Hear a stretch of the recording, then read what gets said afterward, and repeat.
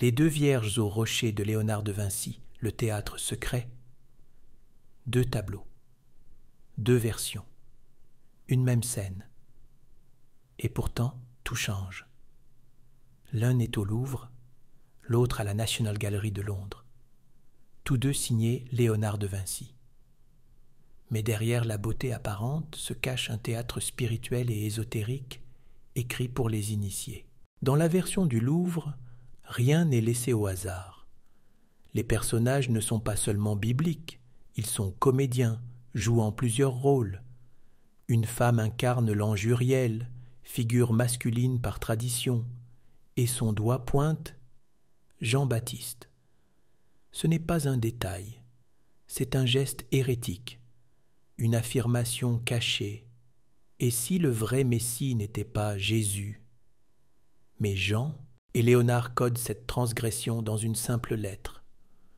Le H, le doigt de l'ange dressé horizontalement, et les plis verticaux de la manche de la Vierge forment ensemble un H visuel.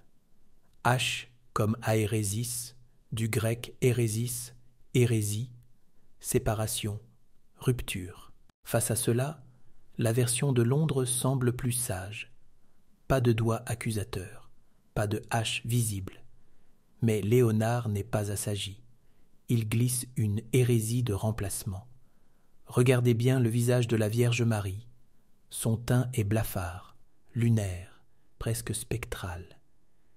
Il évoque Hécate, la déesse antique des hécatombes et de la nuit.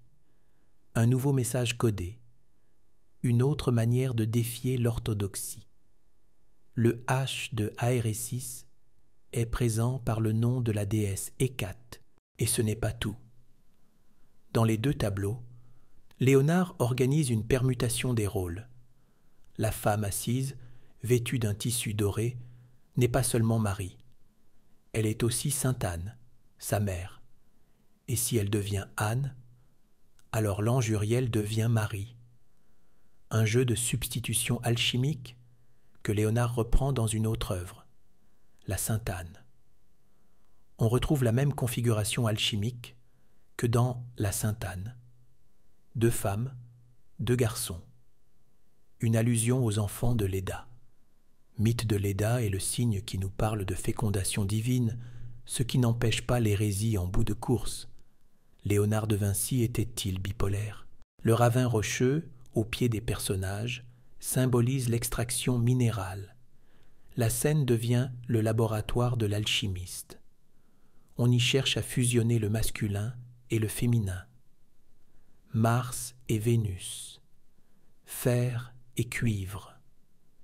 C'est ce que les alchimistes appellent la noce chimique. Et ici, Léonard convoque 2 grands mythes.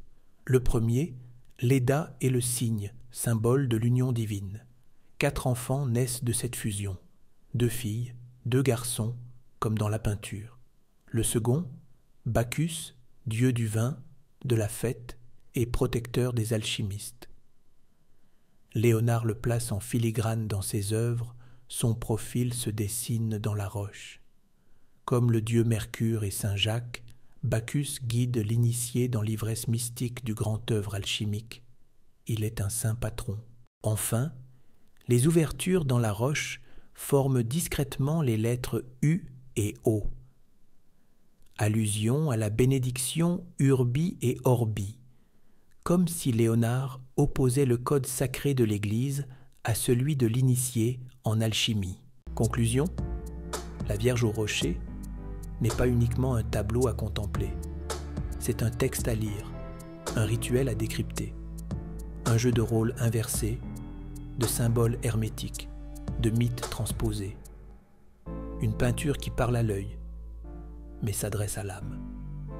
Avec ces 2 versions, Léonard de Vinci nous tend un miroir codé, où chaque détail raconte une vérité cachée, réservée à ceux qui savent lire entre les lignes.